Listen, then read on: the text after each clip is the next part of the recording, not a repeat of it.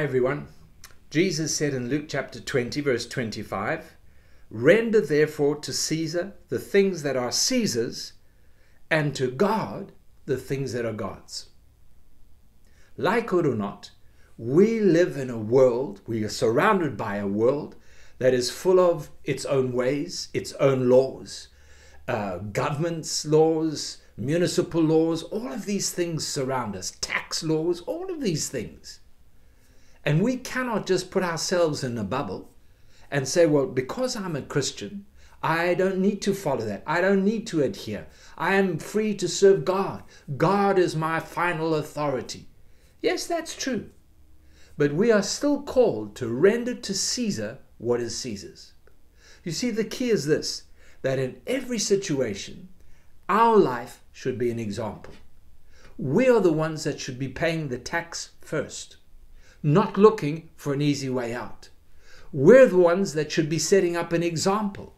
The way we behave, the way we drive our motor car, the way we walk around the streets, what we do, just little things. When the sign says, do not litter, when the sign says, you cannot park here, when the sign says, you can't go there, we're the ones that should be making an example, to let our light so shine that people will see that the attitude of heart and the way that I live is godly.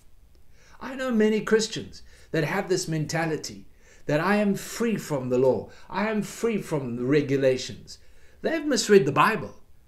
Paul says very clearly in the book of Romans chapter 13 that we need to submit to all those in authority. He even takes it further, and he says that those who are put into governmental authority are ministers of God.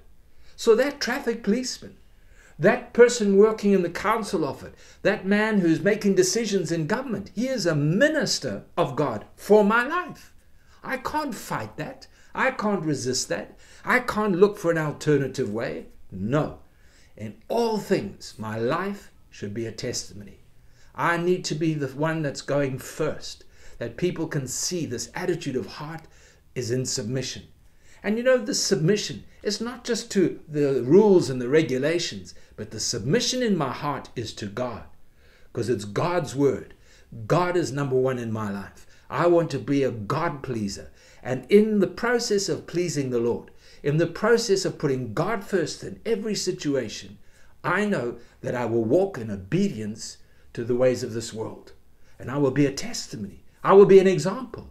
And it'll open the door for me to be able to share the goodness and the greatness of God.